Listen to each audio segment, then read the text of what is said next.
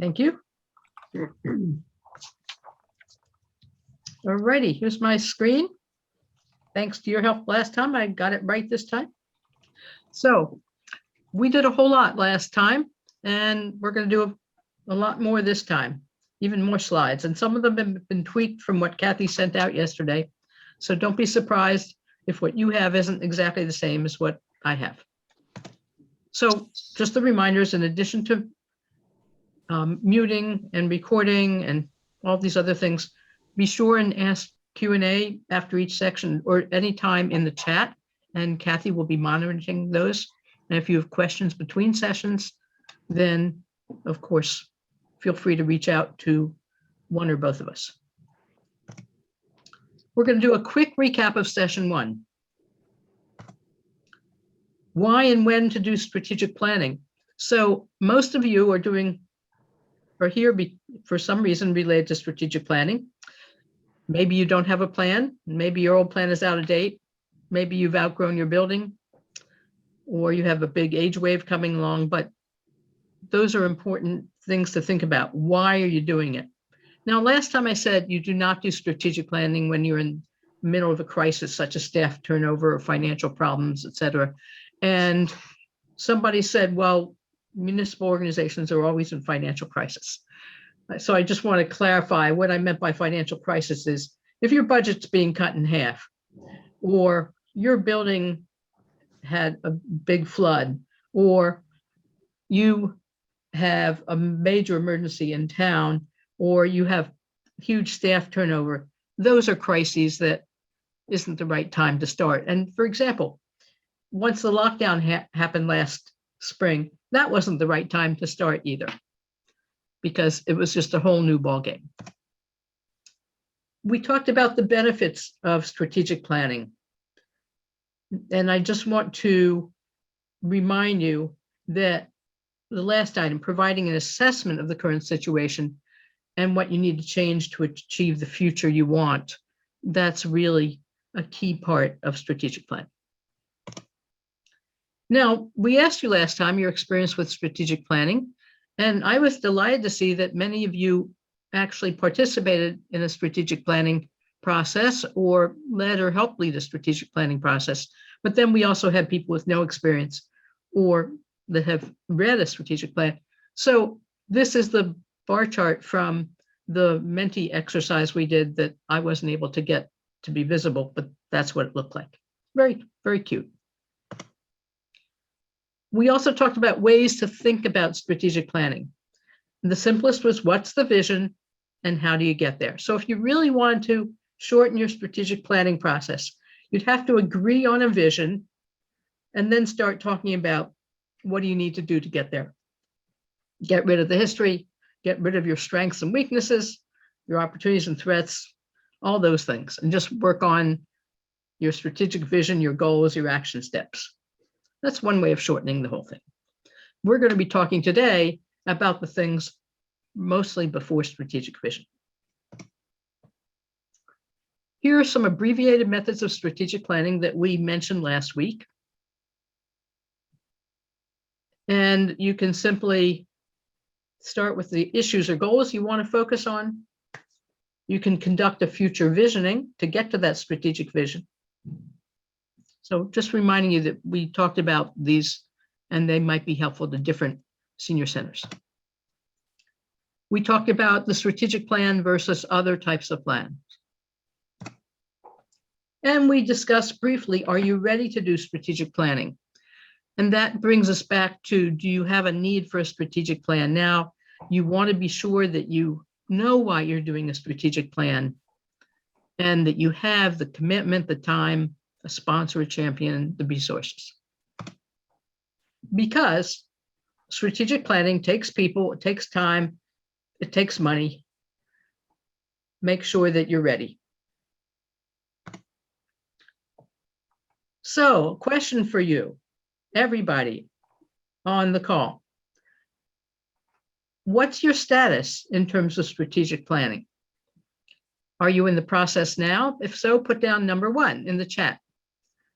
If you plan on starting in 3 to 6 months, put down number 2. If you plan on starting in 1 to 2 years, put down number 3. If you have nothing definite, you're just taking this because it might be useful in the future. Number 4. And if you have an other reason or a different reason than one of the above, please put down number 5 and answer what that is. I'll give you a few minutes to do that, and then Kathy will look those over and report back. Oh, we already have 20. Oh, I see. I can read them as well. Yeah, we're getting lots of responses. A handful of ones. Looks like a couple of 2s, and it looks like lots of 3s and 4s, and a couple of 5s. So people are in all sorts of places. Looks like, yeah.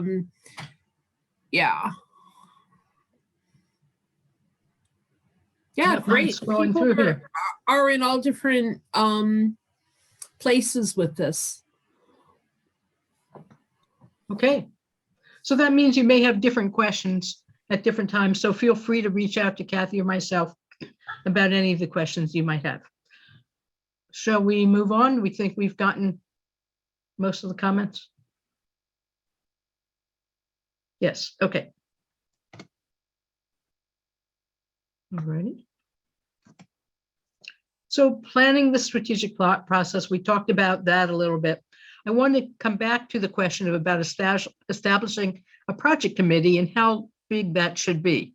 Because last time I said it was about 8 to 10, and we're going to be talking next session about not just a strategic planning committee or project committee or your planning committee, as the workbook calls it, but also if you feel you need to do a retreat or you want to involve more people, those aren't your work team. I'm talking, when I talk about project committee, I'm talking about your work team, the people who do the hard work and keep meeting perhaps once a week or once every other week to keep moving this forward. You might have, though, 12, 15, 20, 25, and some people have up to 40. I've seen planning processes and visioning process where there's a strategic plan, retreat for a day or two, and there's huge casts. That can be very unwieldy, but it also depends upon how complex your organization is, how much you need input and buy-in from different people. But that's not your project committee or your planning committee. That's more of a bigger project for really where you present a lot of the content and people absorb it and then maybe get into small groups and come up with some decisions. Any questions about that at the moment?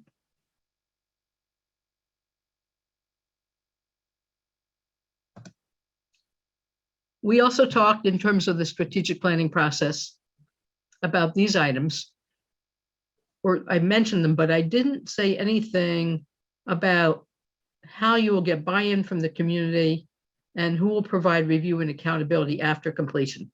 Because again, we do not want your strategic plan to just sit on a shelf and gather dust. So you might have in your program, and we'll talk more about this in the third session, you might have in your plan for your plan automatic reviews of your strategic plan, say every 6 months. You might talk about a piece of the strategic plan at your COA board meetings. Very important before you start to say how you will measure success. Because if you don't know how you'll measure, how do you know if you've been successful? If you've gotten to where you want to be? We did a breakout session about who your stakeholders and who needs to be included. Again, that's not necessarily in your project committee or your planning committee. That's who needs to be included in some way, perhaps being interviewed, perhaps being at a retreat or an all-day session, people whose views you feel you need to have involved so that so people won't feel that they weren't included. And this is the list of questions that we presented last time to help you think about who might be included. And I especially like the next to last one, who plays well with others, as well as who is influential in town and well respected, and who is a visionary. We mentioned starter strategic planning ideas. And I saw in the chat that some of you have already started on some of these starter strategic planning ideas. Some of you involved in needs assessments. Maybe you've already done some of these in the past.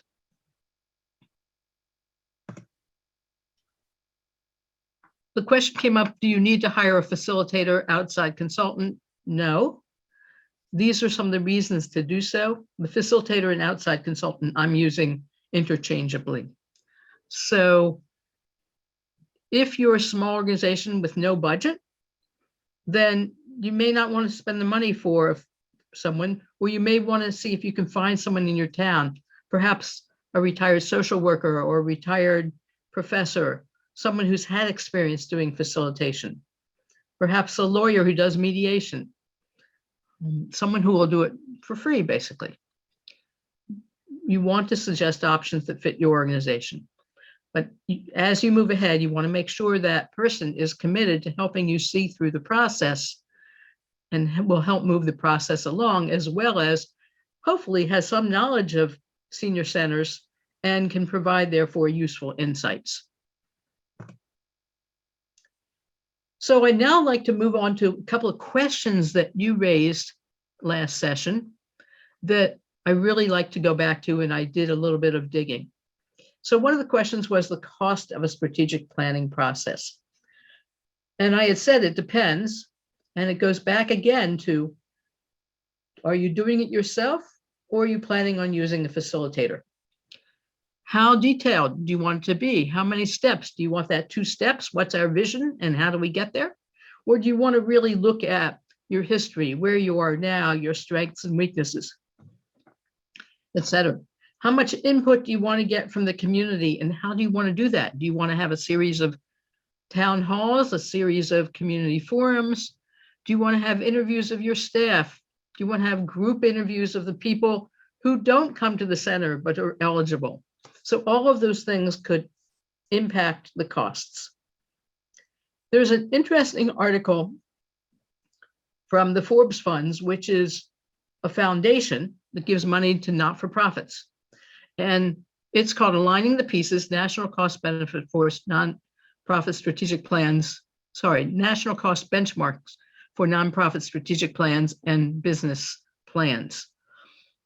And here are the ranges that they gave, 12,500 to 40,000.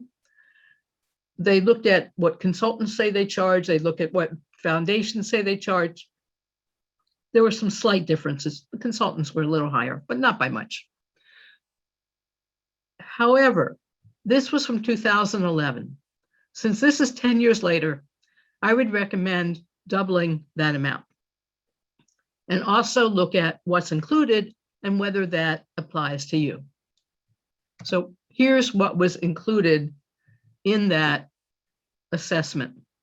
So they did a full-blown strategic plan with the values, vision, and mission, goals, objectives, strategies, etc. And in some cases, number 10, additional needs that's specified in the RFP or that arose during the planning process. And all of these are in the original slide deck. You can also go to that report. Some cases, by the way, the links I have don't necessarily click through on this presentation, but you can get the links by Googling the item. I also looked up the costs that a private strategy company that wants you to hire them gave as examples. And they pegged into low budget, medium tier, and high tier, and gave different ranges that different organizations do at these places. If you look at their study, they also have workbooks and templates, and if you choose one of these, you get more things through them. with a medium tier than you do with a low budget. You get more things with a high tier than you do with a medium tier. The high tier probably isn't necessary for most senior centers. It's much more involved and meant for very complex organizations. So the medium tier, you might get a sense of what options are if you look at that. So any other questions about costs at the moment before we move on? Well, I can see two things in chat. Anything that we need to look at the moment, Kathy?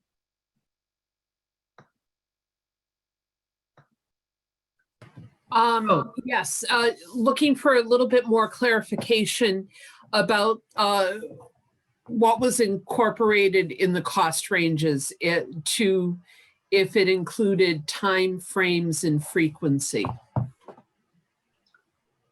No, but I'm going to give you that in a minute. Okay. And thank you for the reminder to close down all your beautiful pictures, because my slides go over too far.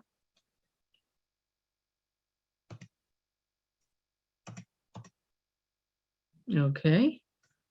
Why are my slides stopped working? That's a good question. Here we go.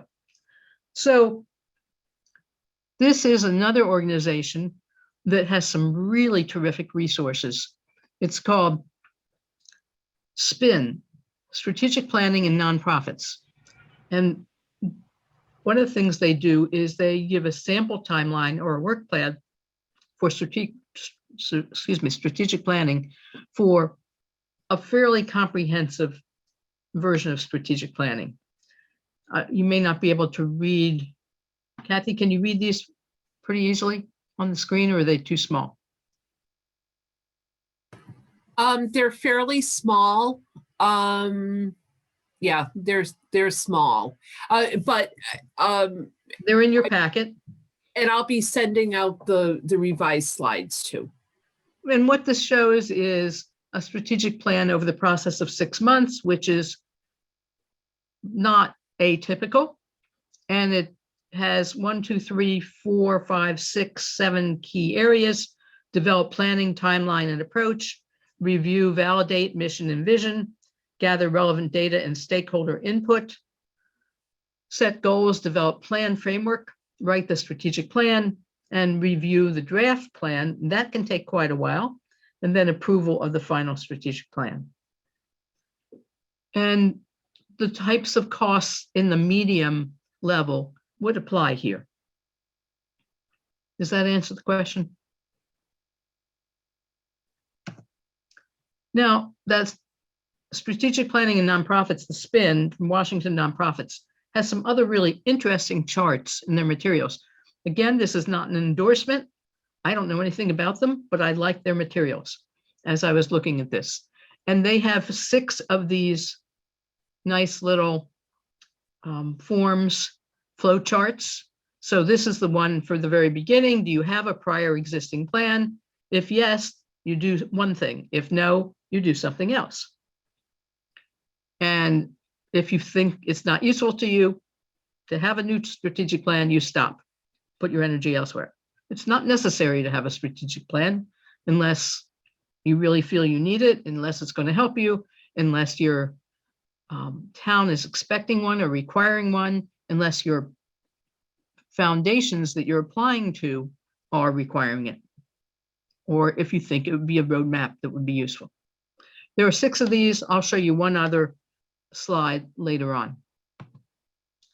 Any other questions before we move ahead to the main content of today's session?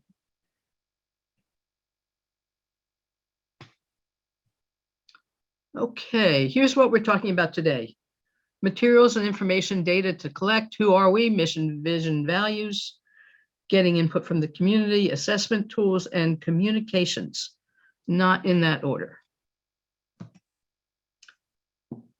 Here's the list of some of the data, information, sources that you might want to collect, your historical data and budgets, your program and participation data, example from your software or your spreadsheets, any of your past plans, any surveys that you've done. And the reason that this is useful is that you can, it may be that somebody who's been there a long time knows whether you have these. If you haven't been there at your senior center for a long time, just by asking about these things, you may find that there's terrific resources that you didn't know about. So the first 3, 4 really are about your information at your center. The next one is about your town census data, the trends, your demographic information. And you can get that also from Tufts Health Foundation, Healthy Aging Data Reports.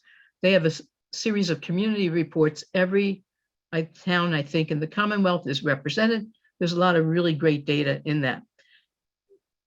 If you aren't familiar with your community's aging report, it's worth doing. They've updated them every few years. Mass EOEA, I'm sure, as you know, has lots of information, as does the UMass Boston Gerontology Institute. Your ASAP, MCOA has lots of information. And if you're looking at transportation, then the RTAs. Kathy, did you just add in something? I did not, but there is a question in the chat. Okay. It related to, would it be useful to have a strategic plan if for no other reason than to have a shared vision and a plan to move forward, a buy-in and commitment? The bottom line of the question is wanting to have something that's useful and not to have a report that just sits on a shelf after spending a lot of money. So there are 2 answers. Would it be useful? The first question is, would it be useful just to have a shared vision? Absolutely. Especially if you don't have a shared vision right now. So a question I ask is, do you know your vision for your senior center? Do you have a vision for your senior center? Is your vision different from your strategic plan or your town's vision or your mayor's vision or your town manager's vision? And so, and do your staff know the vision? Do the participants know the vision? So all of that can be very useful. One of the things I was looking at last year when lockdown happened was, are there missions and visions that relate mostly just to the buildings? And I was glad to see that wasn't the case, because if you're looking at a vision or a mission that's focused exclusively on the mission, on the building, guess what? You had to throw that out the past year. It didn't apply because your buildings weren't part of what you did, and you did an enormous amount. So as far as preventing it from sitting on the shelf, there are a lot of ways to do that, and we'll get into that more in the future. The important thing is, once you finish the strategic plan, that you share a summary of it and you make that available. Remember how we looked in the first session at Duxbury's vision and statement? On their webpage, they have their mission, vision, and then their key aspects of what they're trying to do. So you can take whatever you have and then condense it into a 1-pager and share that, and that makes it very easy to look at on a monthly or bi-monthly or every 6 months basis.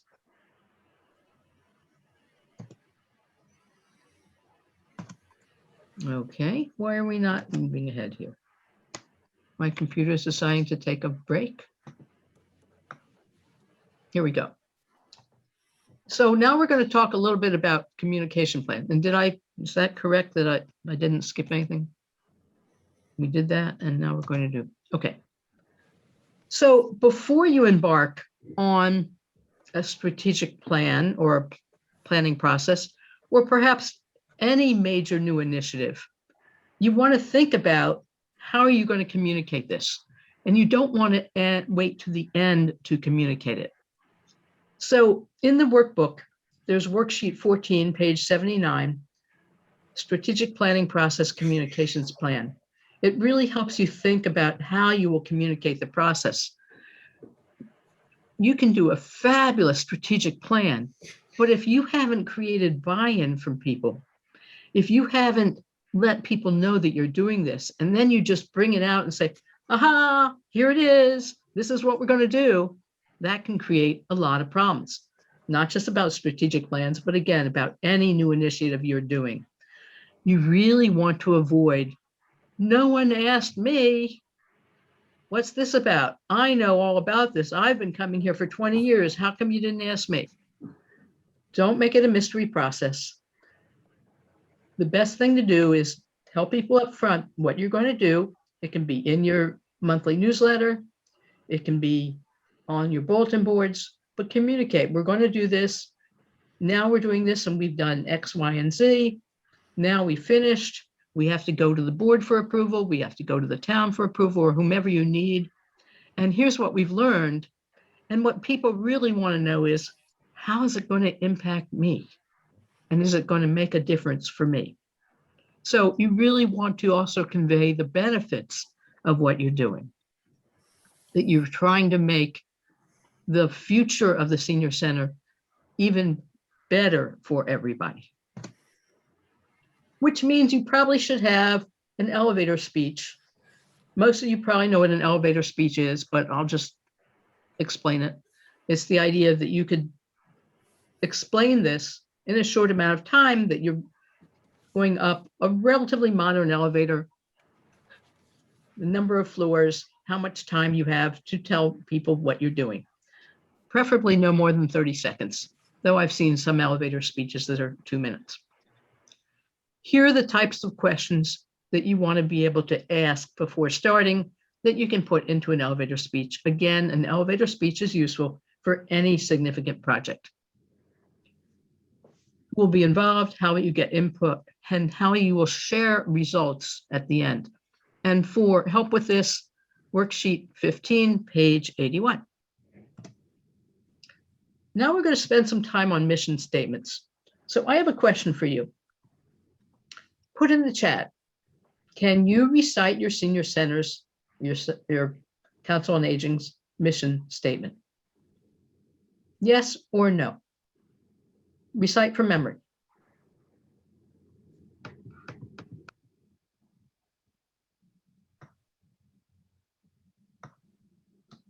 Don't worry, we're not going to know who it is that's saying this.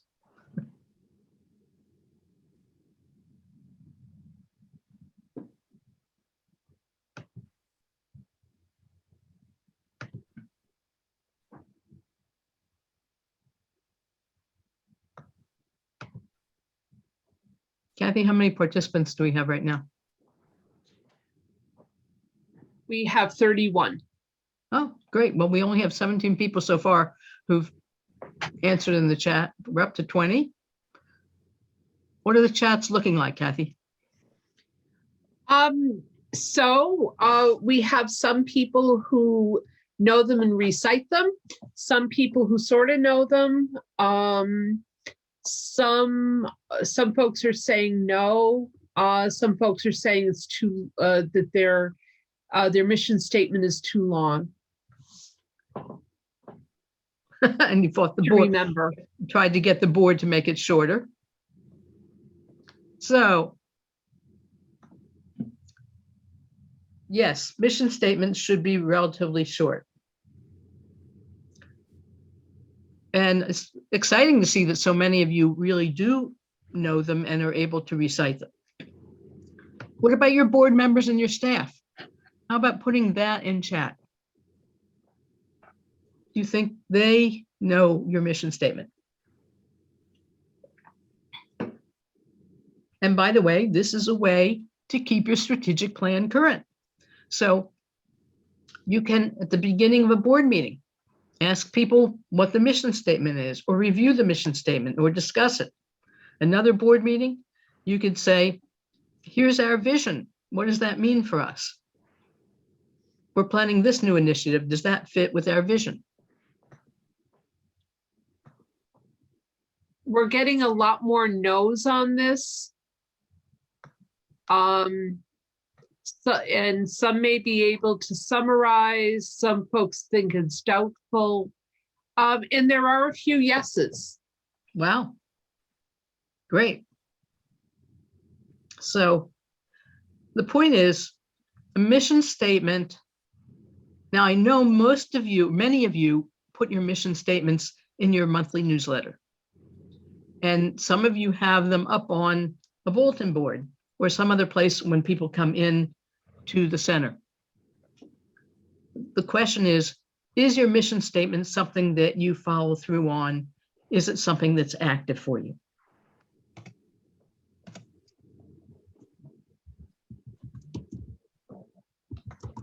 I don't know why there we go.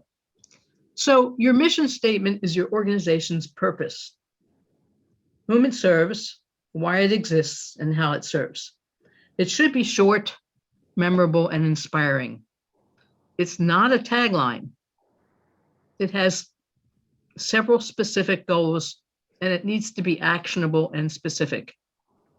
Now, here's an interesting comment that was in the Harvard Business Review a number of years ago.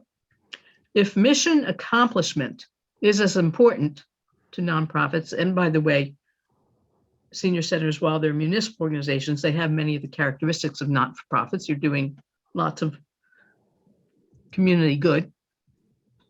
If mission accomplishment is as important as profit attainment is to for-profits, why do most nonprofits not spend equivalent time in mission creation and monitoring? Just a thought. I'm not suggesting you spend a lot of time in creating your mission. I'm suggesting you spend time monitoring your mission. It's part of your living strategic plan. And if it doesn't fit who you are, then, and what you do, then it's probably time to change it. Here's another one of those wonderful little flow charts from Strategic Planning and Nonprofits from WashingtonNonprofits.org. How to envision, evaluate your mission statement. If you don't like it, review and revise. If you do love it, keep the current one and move on. Then review your vision statement, same idea. Now, it doesn't tell you how to create a vision statement, but it's a simple flow chart. And there are more of those, as I mentioned, at their website. This is an interesting page because it takes Charity Waters. Charity Waters is a nonprofit. Who are they? What do they do? Well, they're a nonprofit organization bringing clean, safe drinking water to people in developing countries. Somebody came along and said, here's how you evaluate a mission statement, or one way to evaluate, because there are different ways and none of this is cast in cement. So they say you should have three components. Who, or what's the cause that you're working on? Two, action. What action are you engaged in? And what's the result? So in this case, your who and cause is people in developing countries. Your action is bringing clean, safe drinking water. And the result is that people get the clean, safe drinking water. I thought it'd be interesting to look at MCOA's mission statement and apply the same idea. If this were a session when we're all together and I could see you all, I'd ask you to comment, but I'm going to just move on here. So the who is the professionals. You're doing things for professionals. The action is building strategic partnerships. And the result, the who is the professionals who work with older adults. The action is building strategic partnerships. And the result is to educate, empower, and advocate. So I think that's a pretty strong mission statement. Kathy, when MCOA worked on this recently, did you talk about or look at those issues?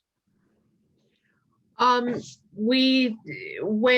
the board worked on it 3 years ago, I think, Mm-hmm. I don't think it was broken out in in that specific way. And not everyone is, but it holds up on those. It's a really good framework, though. Mhm. Makes things easier. So NCOA has improved the lives of older adults. It says who, what you're going to do for them, improve. It's older adults, you're going to improve their lives. It's more specific about who are struggling. It doesn't say how or what NCOA is going to do. Kathy, do you want to talk about Loomis? Because you were on, I think you were on the board of the Loomis CCRC. Yes, I'm actually the board chair, and we had a pretty extensive strategic planning process. We had a small committee, and we included probably about 100 people through this whole process, and we had a whole team that was just responsible for wordsmithing. And you know, we felt, as so many other organizations are feeling, that we really want to be about opening doors and working within communities. And it's interesting. So much time was spent on this. Just the word worlds. I bet that there was probably a 3/4 of an hour debate on if it should be world singular or worlds plural. So interesting process to get everyone's perspective. And we actually spent a lot of time communicating with staff, residents, board, stakeholders. So there's a lot of communication through the whole process. And we still had people saying, I didn't know anything about this. Why didn't I know anything about it? That will happen. Thanks, Kathy. So, and they also went through a similar process with vision and so on. But I want to mention that this is a fairly succinct, but also a very general mission statement. So it can be interpreted a lot of ways. Kathy's comment about 45 minutes on world versus worlds, I would encourage you to avoid mission tunnels or getting so involved in a mission statement or so involved in any one aspect that you don't move on. You don't want to get stuck. What was that? Sorry. I like this one from New York Public Radio. To make the mind more curious, the heart more open, and the spirit more joyful through excellent audio programming that is deeply rooted in New York. In some ways, that seems to me more of a vision statement. It's very aspirational, but it's quite interesting. So they don't have to be dull. The American Red Cross one, I would say, is dull, but it's very accurate in terms of who they are, what they do, and who they do it for. They prevent and alleviate human suffering in the face of emergencies by mobilizing the power of volunteers and generosity of donors. So the volunteers and the generosity is, the volunteers and donors is who does the work. They mobilize that power and they prevent human suffering during emergencies. More on sample mission statements and how to write a mission statements and questions to ask are in the workbook. So here are some more mission statements from a number of senior centers, some here and some other places. And one of the things I've found interesting is there are a lot of them that use the word enhance.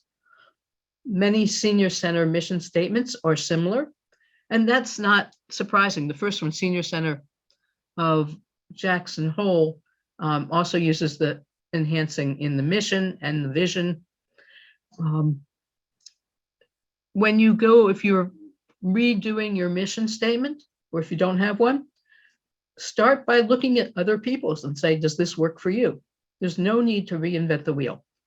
And since so many senior centers do so many similar things, though everyone is unique in its own way, don't feel you can't use other people's mission statements.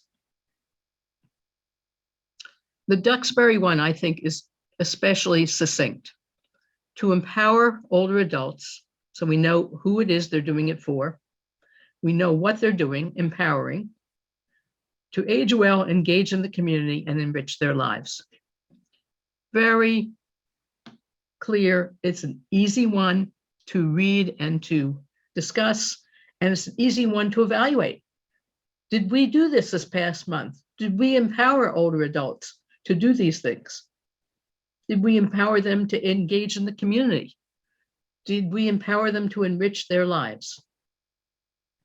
And their vision is, together we make life better for older adults. Here are some more senior center mission statements. Lowell, it's a little on the long side, but maybe it works for the organization. Really, the first sentence is the key mission statement. The mission, it's to promote the well-being and independence of adults age 60 and above. And then this is how you do it. The mission in Wallingford provides services and programs for older adults that enhance, again, more enhances. I missed some of them. Drake, to enhance, I missed another enhance, by identifying needs and developing programs. Dennis, enhance, of elders, and so on and so forth. Lots of enhancing quality of life. And some of them are really outstanding mission statements. What's the difference between, yes? Mary, a question came into the chat about when you were looking at the sections of a mission statement. Is it okay to leave the fluff in, or should the fluff be taken out? You can have it in. Well, it depends on how you're using it. If you're using it in town, you don't want to take it out because you want to know, you want everybody to know this is your senior center, which name it is. So I would say keep it in. But if it's right underneath your name, you don't need it there. So if you have a poster that says, we are senior center, Holyoke Senior Center, you don't have to say right under the mission of the Holyoke Senior Center. You can simply say mission. Does that help? Makes it a little clearer. So vision, one way to think about vision is, what do you want to have happen as a result of your work? Another way to think about it is, when will you put yourself out of work? So Human Rights Campaign, which is about getting equality for everyone, especially for LGBTQIA folks. If there's equality for everyone, they don't need to be in existence anymore. Feeding America. If there's no hunger, they don't need to be in existence anymore. Alzheimer's Association. If there's no Alzheimer's, if Alzheimer's is cured, they don't need to be in existence anymore. So one way of thinking about your vision is, what would make it so that you aren't needed anymore? Don't worry, we're not putting you out of business. It's going to be a long time before we have really impressive understanding of aging and ageism and helping people do all these things that you do so well. But it's an interesting way of thinking about what your vision is. So vision versus mission. A mission statement describes what an organization wants to do or be now. But a vision statement presents what you see in the future. If you're successful with your mission, where will you be? So some of the questions to think about: is your mission up to date? Does it fit with what you do on a day-to-day or week-to-week or month-to-month basis? And will your mission help support your future vision? Will it get you to your vision? So now we're going to do a breakout session. I hope that some of you brought your missions and visions with you so that you can share them with each other in your breakout session. Kathy's going to divide you in groups of 5. And here are the questions to ask yourself. Are you happy with your mission and vision? Does it fit your current and future needs? Or does it need some tweaking? If you want, you can discuss some of the missions and visions presented. That's hard to say. Mission, vision, mission, vision. Say that 10 times quickly. So, and what does the group feel about your mission? If they all sound alike, that's not necessarily a bad thing. Kathy, do you want to start our breakout? And it's for about 10 minutes. Right. And then also, if you need to get up and stretch and get a glass of water, something to eat, that goes in that 10 minutes as well. And So- one question going in, do you see describing mission first and backing into the vision? Yes, I would say talk about mission first. What you want to, what describes what you're doing day to day. But you could try it the opposite way. Again, I'm not wedded to one direction or another. You could try it both ways and see if you get to the same place. That's kind of fun. But traditionally, people create their mission first. As I've said all along, if this is flexible, you can create your own methodology.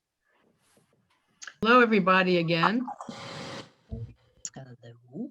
We're back. I don't know about the other, is everybody back? Yeah, it looks like a lot of people are back.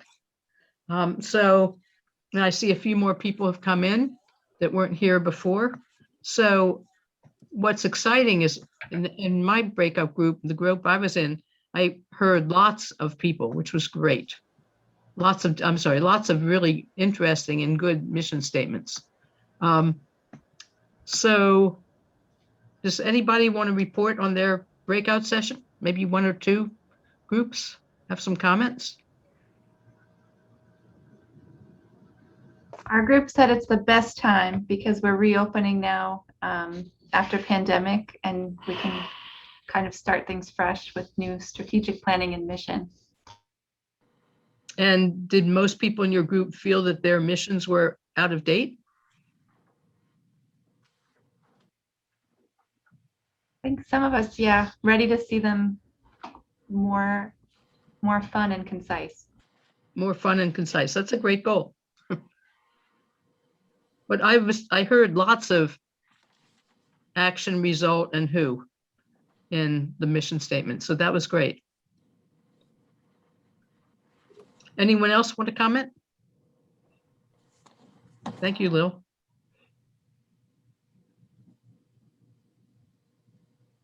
Hi, I'll make a comment. I was just saying in ours, I think a lot of us felt that the mission statements were too long, but if we were to take anything else out, it might not encompass everything we do. So it's kind of a hard balance, which is good and bad. We do so much, we can't get it in too concisely. Well, you can have a mission statement. Mission statement doesn't have to say everything that you do. What it can do is give that, you could have maybe a mission and then have, here are some descriptions of what we do as part of that. There's no one right way to do it. But if you can make, you don't have to have lots of detail in your mission statement. You can put that separate. Okay, shall we move ahead, or does anybody else want to share something about their missions? Now, I'm pretty sure you didn't have a chance to share visions. I would just say, just in our little couple folks that are in our group, that one of the things that came up was the length and trying to make it a little more concise. And I think that's a challenge, making it punchy enough that you keep people's attention when you're describing your mission, and maybe it needs to be have a few bullets or something in there, you know, the descriptions, as you were just mentioning, Barry. With a, Jackie, where are you from? I'm a volunteer out of Wellesley. Oh, great. So I point everybody to Duxbury for what I consider a really concise and yet comprehensive mission statement. But each community can have their own. And you can Google mission statements and spend hours and hours reading things online. Now, we haven't talked about vision statements yet, but let's move on. And then if we have a little extra time at the end, maybe we can share some vision statements. Okay? Kathy, does that make sense? Kathy there? It does. Okay. Alrighty, moving to the next. So how do you get to the mission and vision statements? This is not in your workbook, but it's something that I've done with a number of organizations that I've worked with, and I really like this. You, in your project committee, with your staff, with your board, ask them individually to write down the characteristics of your organization. Maybe write down 10 characteristics or 15 characteristics. And then you put them, have the first person put it up on a board, on poster boards, and then you see how many have additional ones that you add in, and then you check off and see which are the most common characteristics that you came up with. And this is where a facilitator helps to group which characteristics, because somebody will say, oh, friendly, helpful, maybe those are similar or close. And then come up with what are the key characteristics of your organization. That's also helpful if you're doing branding or rebranding in terms of what you want to be promoting from your organization. Brainstorming, you can combine that with just throw out lots of ideas about who you are and what you're known for, what's special about you. All of those can help. Who you are today, and then in terms of vision, what do you want to achieve? Where do you want to be? Again, what would put you out of business, so to speak? And the workbook has a bit of content about, has quite a bit of content about missions and visions. I'd also like to make a distinction between vision and goals. So visions, again, are your aspiration,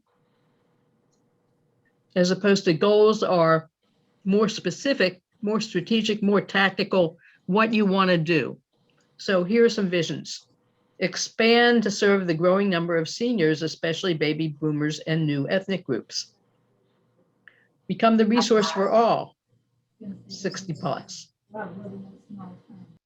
And then sample goals might be develop a program for 20 high school students to interview 20 older adults and senior center participants. That's a goal to help you get to become the intergenerational resource for the town. Goals are used a lot in different ways. Sometimes they're used as tactics like this. Sometimes they're used as much bigger visions. So it doesn't matter which term you use, as long as everybody's on the same page when you're working on these. And so one of the things you want to do when you start out is define what are your goals. Are goals the big picture? Are goals the same as vision? Or are goals more tactical? Barry, your slides are not up on the screen. They're not, oh, I need to go back and slide share again? Yes. Okay, let me get up to this, and there we go. Okay, so let's see if I can, I guess I don't need to go back, but you want me to close this out here. Okay. So that was techniques to get to the mission and vision. I'm making that a mission combination. vision versus goals, which I just talked about a little bit. So when you go and look at your slide deck, you know where those are. And then here's a small comparison between vision and goals. In this explanation, the vision is where you want to be. It's a long view. Goals are part of your operating goals, your short-term views, your short-term actions. So when we talk about how you carry out your strategic vision, that's with one-year operating plans and specific goals and tactics, how you get there. Okay, what's your vision for the future? Where do you want your organization to be 3 years from now, or perhaps in 2026 or even 2031? I'm personally not a fan of a 10-year strategic plan. As I think I mentioned last time, unless you're working on major infrastructure. When you're working on services and programs, a 10-year plan 10 years later doesn't quite fit. And where you want to be 3 years or 5 years from now, how is that different from your current situation? And is there anything happening in your town, your county, your state that might impact your future opportunities or plans? Just as like the governor's comment the other day may have impacted some of your plans, at least for the near future. By the way, I think it was Southbridge in their mission statement that their Council on Aging had come up with a number of years ago. They included virtual along with other aspects. Was that, I'm sorry, was that Plymouth or was that Southbridge? It was Plymouth. Plymouth, I'm sorry. Is that That's Kelly? okay. Michelle. Yes. So thank you for that. It was very interesting. Could you just read that little bit that includes vision? Sure. Or the sentence or even Yep. the whole thing? It was very good. I think it's all one sentence. So but our whole mission statement is one sentence. But the beginning of it says to provide our community with a safe, trusted, physical and virtual environment. And you can keep going. Oh, okay. I'm sorry. Where information and access to programs and services foster a healthy and vital lifestyle throughout the aging process. So that was kind of interesting that it included virtual.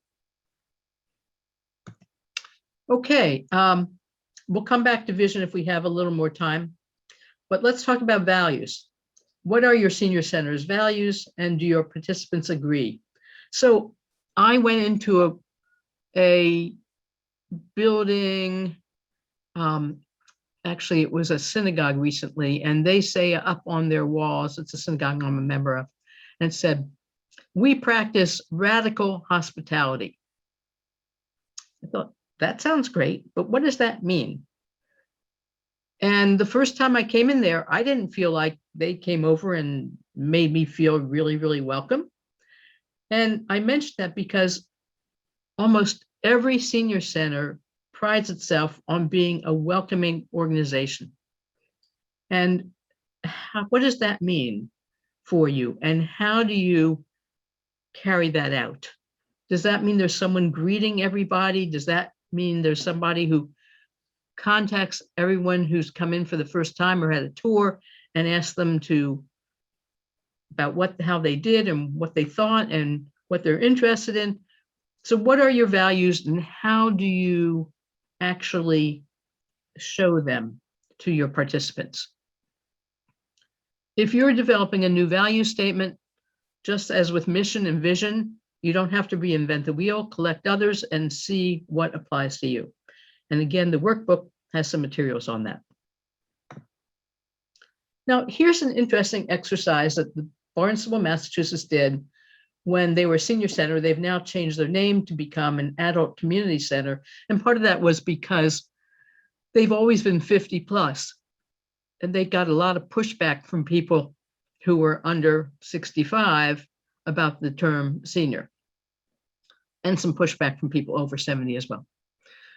And so they did an interesting exercise. They have in their senior center a lot of glass windows, and they put this sheets of paper up on it, and they had a little table there with crayons, and they asked the question right there in the middle. It says, describe what the Barnstable Senior Center means to you in just one word. And people wrote words all over this, as you can see. And then you can see someone writing comments here, and they took those words and they used a word cloud software. And when word cloud software, by the way, takes a number of any amount of words that you have or numbers and makes the biggest ones the ones that are most frequent. So clearly friends was the most common one, and then friendly is separate. So if you take friendly and friends together, that's quite a lot. And so they have awesome and terrific. And those were both apparently done a lot of times. So they turned those into a holiday ornament, and they also put it on their December newsletter the year they did this. And this is also, I thought it was so good. I've shared it at some presentations, and other senior centers have used it, and I put it in the marketing tools for any senior center because it's so helpful in terms of doing anything. If you're doing a mission, a vision, if you're trying to say, gee, how do you feel about our programming, and have people do this? It's just fun. And so Kathy suggested that as senior centers start to open up, you might want to do a similar exercise. What did you miss? What are you glad to see? What do you need now? And use those, use some brainstorming techniques, create a word cloud if that's appropriate. But to get people to share their, hopefully their joy at being back.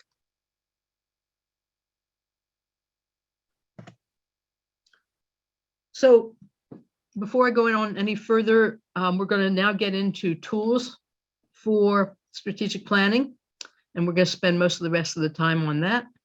And I don't think we'll use the whole time, so we may do a little bit of discussion of vision statements, and still finish early, which would be great.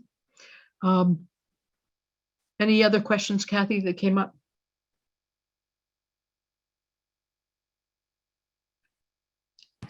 No, and Jackie commented that her church as well uses radical hospitality. And does Jackie, do you feel that you, when people enter, that it is, you know what that means? You know, it's actually interesting because I'm actually on the welcome ministry, as they call it. And this is not to get churchy. I'm talking organizationally here, so forgive me. As I was too. And actually, so I'm on that ministry, and we're talking about how do we do that best, and who else should be involved? Should it be ushers and, you know, this group and that group? So we're actually working that through. I'm new to that group, so we're working that through, as are a couple of others. And of course, post-pandemic is a whole different, well, not a whole different world, but much changed world. Does that help in terms of answering? Yeah, thanks, Jackie. And so it's really important when you think about your values, you can say your values, but you want to make sure that they're reflected among your participants as well. So the way to find that out is to ask them. And you can ask them in lots of different ways. So does anyone need a break at the moment? Because when we did our breakout rooms, I don't think people had a break. Do you want a 5-minute break? If just put in the chat, yes or no.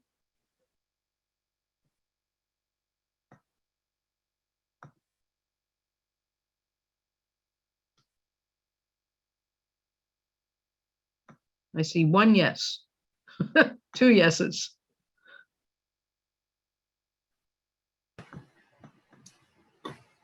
I'm seeing a string of yeses. Okay, so it's decided. Let's take a 5-minute break. That we can, we'll be back at 2:26. Sound good?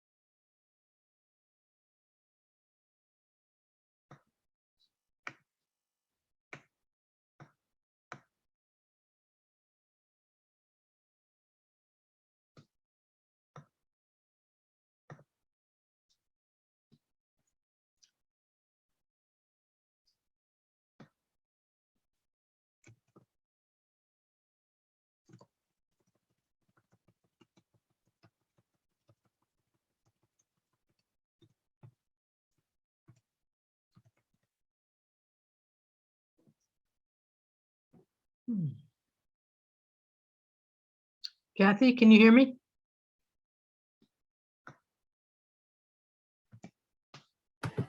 I can hear you and I can see the slides.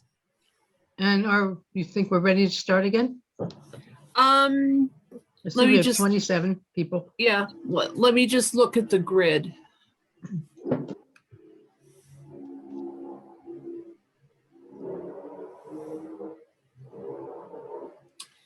Yeah, I think we're ready to go. Okay.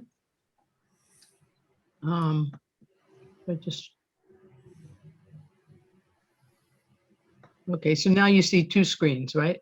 Yeah, you're on speaker view. Okay, so I'm going to switch that back.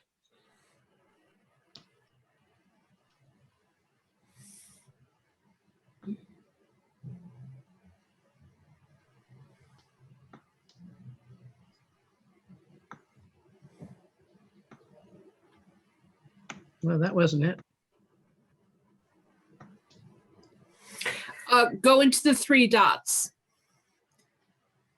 Yeah. And hide presenter view. Yeah. Great, now we don't see anything. Here we are, okay. All right, we're back and we're gonna move through this fairly quickly as well. So one of the first tool we're gonna talk about is a needs assessment. As we mentioned last time, a number of senior centers have had needs assessments done. Sometimes they're done as part of a strategic planning process. Sometimes they're done in advance, and a needs assessment then can help pave the way for a town to invest in a strategic planning process. So what is a needs assessment? It's a process for figuring out if people, presumably the older adults in your town, require the service you want to provide, and if it will appropriately address their needs. So you have to say, what are their needs? What do they do? Who's out there? And are there services that meet those needs? The needs, as you know, of the 60 people in their 60s and 70s and 80s and 90s and 100 plus may be very different. The needs when you have a pandemic may be very different from when you don't have a pandemic. So there are all those different considerations. And a big question in doing a needs assessment is how you go about getting the information. Whether you have a statistically valid survey, do you have a townwide survey? Do you have 60 plus? Do you have 50 plus? Do you survey people who don't use the center and just mostly people who do use the center? Anyway, there are a lot of different ways to think about that, but it lays the foundation for planning and implementing anything you want to do and making sure that what you are doing aligns with what the needs are and what your strategy is. So you can assess the needs many ways. You definitely want to look at current participants. You'd like to look at future participants, especially with the baby boomers now really charging ahead. And then the question that a lot of centers struggle with trying to figure out, how do we reach out to and survey the needs of people we'd like to have come in, who are eligible to come in, but don't? And why is it that they don't? Are they not coming in because they're working full time and the times of the center is open are not right? Are they working too much or working a lot and they don't have time to come in? Are they not eligible? They feel they're not eligible? Do they feel it's a place for walkers and canes and not for them? Do they feel that it's all female staff and not for them? Or that the programming, if they're men, is almost all for women? So do they feel that they love to come, but they can't get there? So there are many, many, many reasons why people who are eligible to come don't participate. And those are just a few of them. So some needs assessments often look at how to reach and get input from people who are not current participants. You also want to get input from the staff and input from people in the community who are not necessarily eligible. It might be parents, it might be children. I'm sorry, not children, children of your participants, because the needs assessment will help get a sense of how is your center perceived in the community and what you need to change that, if anything. So getting input from your community, how do you want to go about it? You want to go back to that list of internal and external stakeholders. You want to think about who can give you useful information. And that useful is really important. You can survey up and down the kazoo. You can interview tons of people, but is that information useful? What is it that you really want to find out? And think about what's the actionable information that you can get and how do you get it within the budget that you have. One way to do that is to look through some of the needs assessments questionnaires that are out there that have been created and say, is there a portion of this questionnaire that's really helpful and useful to me? There's lots of them out there, and you might start with needs assessments of organizations of senior centers about your size. So another resource is to say, see workbook step 3, identify and understand stakeholders. There's a fairly large section about that. And here's just a few needs assessment. They're often called a community needs assessment because it refers to the needs of the older adults in the community. So aging in the city of Attleboro, aging in Bedford, Swampscott for all ages. Now that was really more the whole aging for all type of program. And the last one is needs assessment for a new senior center. If you're considering or in need of a new senior center, you might want to look for examples of needs assessments for that. But the point being, there is lots of resources out there that you can use, and you can go over, they all will include their methodologies and their surveys. Some use focus groups, some use town halls, town forums, some use informal focus groups, people just sitting around a table and talking. Formal focus groups means typically being done at a focus group center, which is very expensive. So there are all different ways. And UMass Gerontology Institute, their Center for Social and Demographic Research on Aging, has lots of information. If you want to simply do a survey, you can create a survey in SurveyMonkey, and SurveyMonkey has suggestions of how to do that. I found this survey tool that might be useful to some of you because it has a whole series of questions that I think you can use for free to also consider. And this Polko offers some limited free community survey tools. Again, there are probably many more out there, and the needs assessments that you find and the strategic plans that you find online, especially from communities here in Massachusetts, will have survey questions. Almost all of them include their detailed methodology and how they went about getting the surveys. So different ways to get input include randomized surveys, which I'll talk about, informal surveys, interviews, focus groups, community forums. There's information in your workbook about some sample questionnaires there as well, and they have 30 pages there. So there's a lot of material to look at and say, gee, this is something that would be helpful to us, or no, we already know that, or that's really much more complicated than we're trying to find out. So if you want information about how to do a community forum or how to do a focus group, that's outside of what we're talking about here, but you're welcome to email me or call me, and I'll be glad to provide some free advice on any of those things. So I want to make a distinction between number 1 and number 2. So a randomized surveys, that can be done in the mail or online, as can the informal surveys. But I want to make a distinction between things that go out to people by randomized, meaning they've been selected randomly, not, so when you put something in a newsletter and say, please send in your answers, or at the senior center in utility or, well, in utility or tax bills, if it goes to everybody, that may not be random because you're selecting overall. It's everybody has an equal chance of participating. But if you are doing something where everyone doesn't have an equal chance of participating, that's really much more of an anecdotal survey. You can get a trend, you can get a feeling. So if you have surveys that everybody says, oh, this is wonderful, it's great, unless it's all people who are already at the senior center.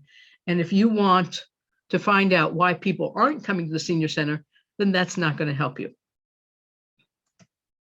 So let's talk about what a randomized survey involves, because really what we're talking about is quantitative data versus qualitative data.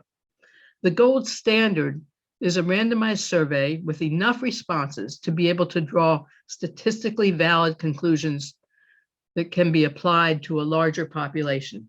So, for example, if you happen to have 50,000 seniors in your town and you do not, you might not want to interview all 50,000. But if you interviewed 5,000, you could get, if you got enough responses, you could project out, extrapolate from your responses.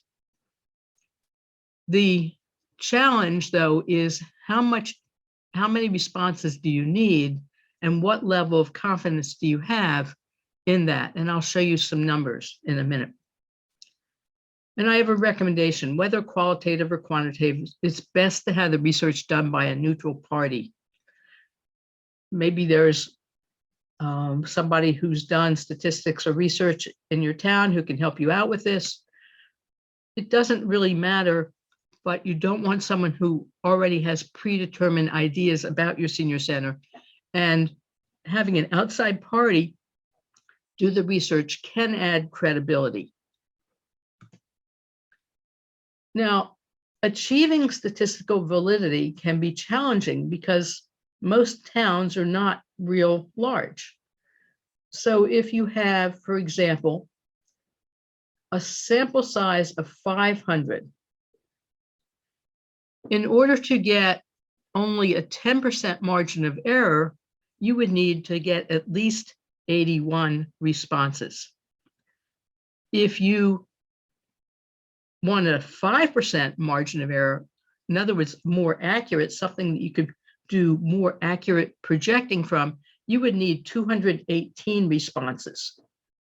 And then if you've only surveyed 500 people, you could not necessarily make conclusions based on the women who answered versus the men who answered, or the people between ages 60 and 70 and the people between ages 70 and 80, because each of those would have its own margin of error based on the number of responses that came in. There are lots of charts for doing this. This is not meant to be a course in statistics, and you're probably all thinking, thank goodness. So, but the point being that it's developing statistical validity with a small sample is very challenging. But that doesn't mean you can't get lots of good information, because if you're getting information in from a wide range of the community, that can give you things to think about and to say, oh, we're hearing that from our recreation department, we're hearing that from our younger folks, we're hearing that from participants, we're hearing that from the people who are the emergency contacts of our participants. If you're hearing it from lots of different groups, then it becomes something that you want to address. Here are some ways to encourage participation. By the way, are there any questions at the moment, Kathy, around some of those things I've been saying? Not directly, but Jackie has a question about, do the COA surveys always limit the surveys to residents, or do they include users who may be from another town? And I would just like to say it's really up to the community to define who they want to survey. And many towns, I've been on needs assessments and survey projects where that's come up. It's a great question because I know some towns have a lot of collaboration with other towns and may have 40% of their population coming from other towns, of their participants coming from other towns. And so one town I was working with said, ooh, we don't want to promote that to our town manager because he might cut our budget by 40%. So they chose to do the surveying just within members of the town. So it all depends upon your situation and the politics also behind it. And Judy brings up a point in the chat as well about who's funding it. If the municipality is funding it, they probably would only want to survey people within their own community. Exactly. And keep in mind who's going to see the results, because you don't want people to say, well, how come you asked all these other people who aren't part of our town? And unless you can separate those out, or unless you have a focus, or unless your mission is to serve, say, 4 or 5 towns in your area, you may or may not want to consider whether or not to include that. It's good questions. So as you saw from this previous slide, the number of responses is really critical. So it's important to look for ways to increase responses, no matter what you're doing, whether it's a phone survey, whether it's a mailed survey, whether it's a survey in your newsletter. So here are some of the ways you might want to encourage participation. Use eye-catching design on a mailing piece. Remind people about the survey often and frequently, and often again. You can offer a gift card, you can offer a prize, you can promote how many people have helped out. You can make this a guilt people, sort of a guilt trip, or on the opposite side, really acknowledge how wonderful people are for participating and see if you can get more people that way. It also helps to have a cover letter with a survey that comes from well-respected residents or more than one, because especially if you're surveying people who aren't part of the senior center, because many people might say, oh, it's from the senior center, I'm putting it in the trash, I don't care about that. But if you can have something on the outside that says, seeking your voice, seeking your support, seeking not your support, that sounds like you're asking for money. Seeking your advice, or what do you think?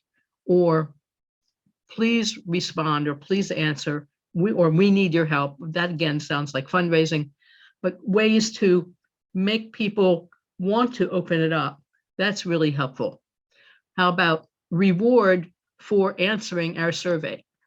You can come up with a lot of different ideas, but anything you can do to encourage participation helps.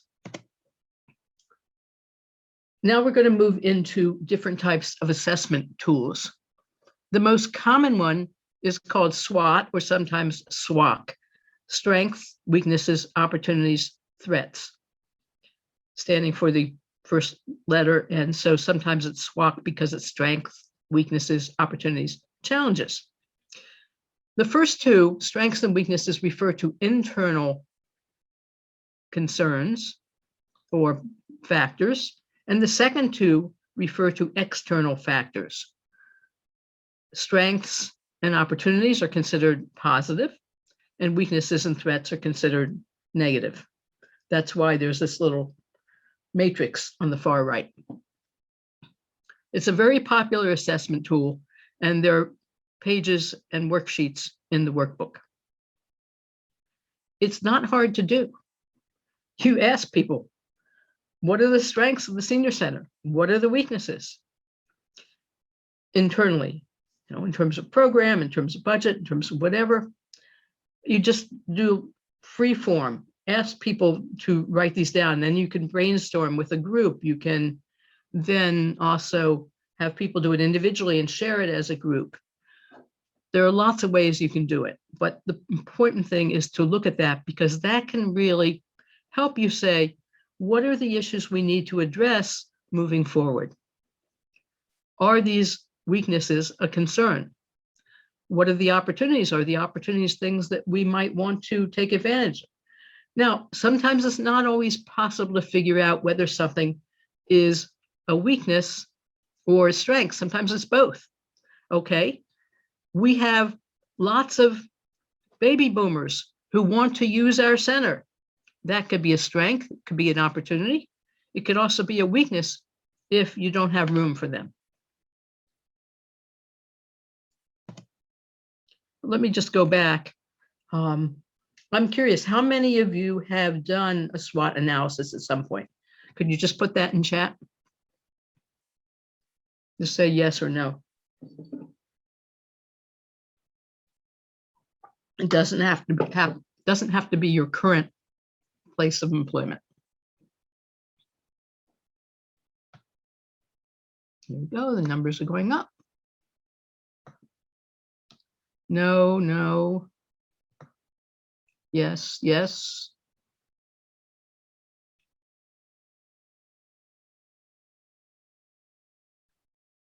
I only see a few answers. Kathy, you see a lot? I do, and it's looking like it's splitting right down the middle. Okay. I would assume that some of the strategic plans that I put on our slides last 2 weeks ago, would have done this type of assessment tool and would have that in it. It's really an important thing to share with your board. It may not be something you want to necessarily share with the whole community, at least not up front. Any questions about the SWOT analysis?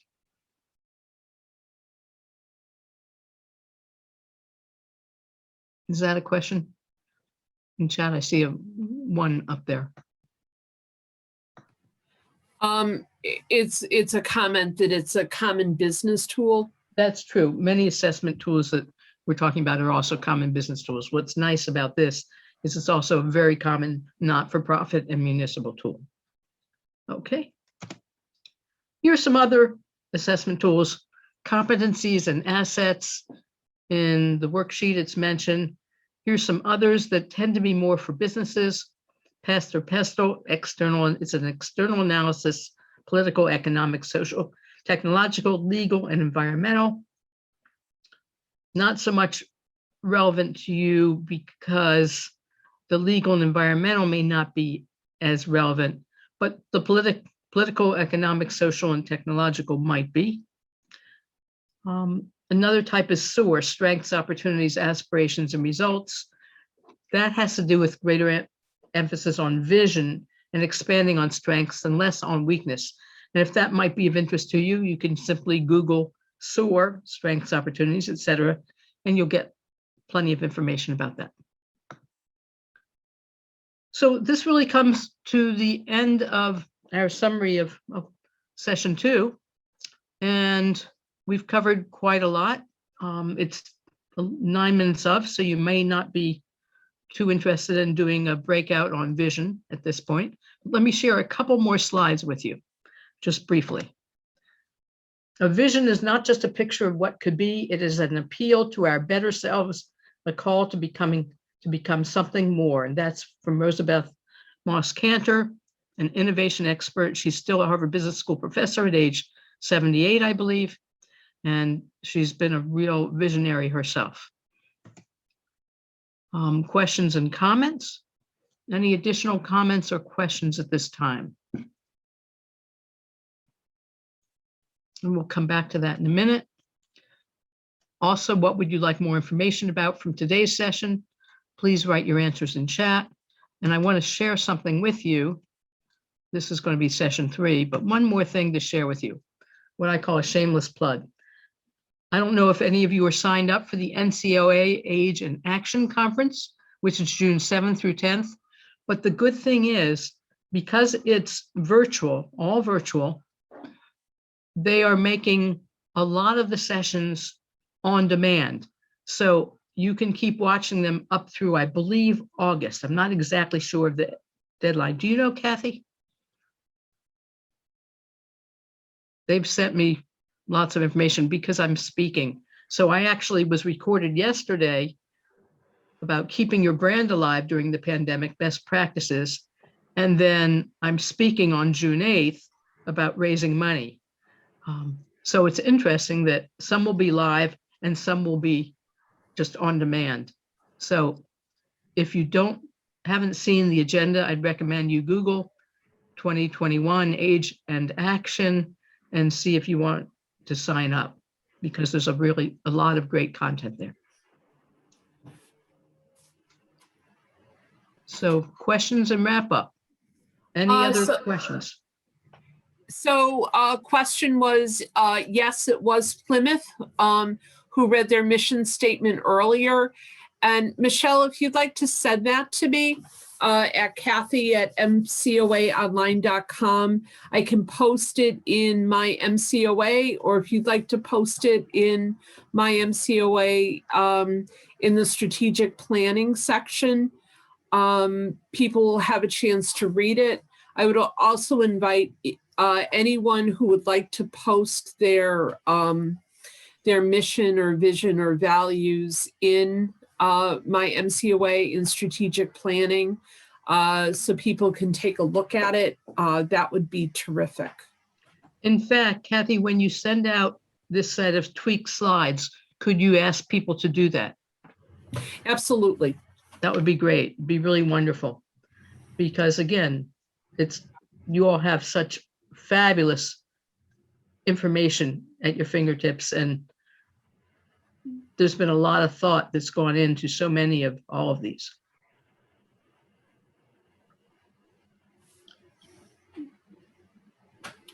Anyone have any other thoughts or ideas or comments or requests? And again, this isn't your only time to do that. Oh, I know, Kathy, we want to ask them about the help session. Yes. So we have a help session scheduled for, I believe, 2 weeks from today. And the question is that right? Or 1 week from today? Sorry, the 27th.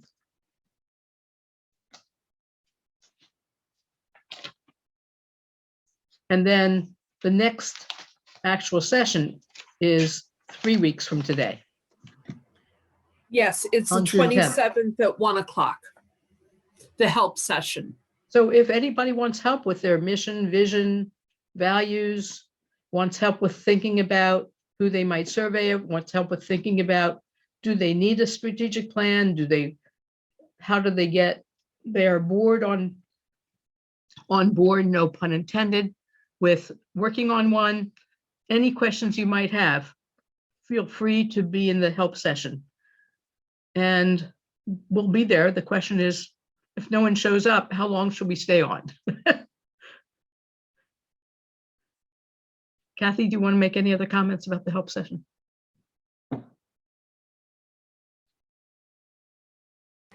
No,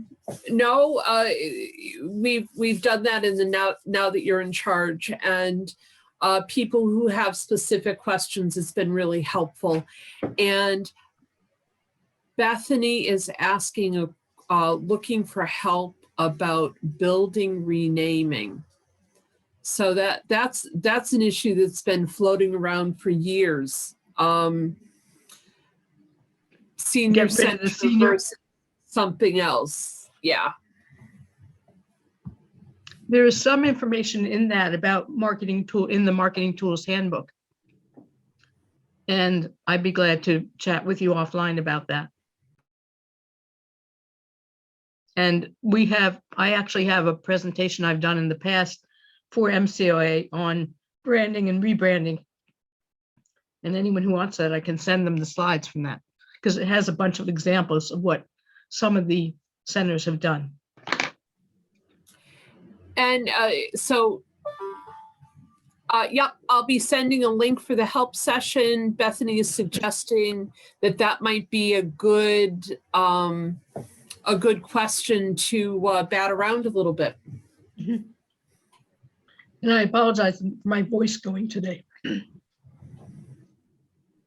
Too many allergies out there.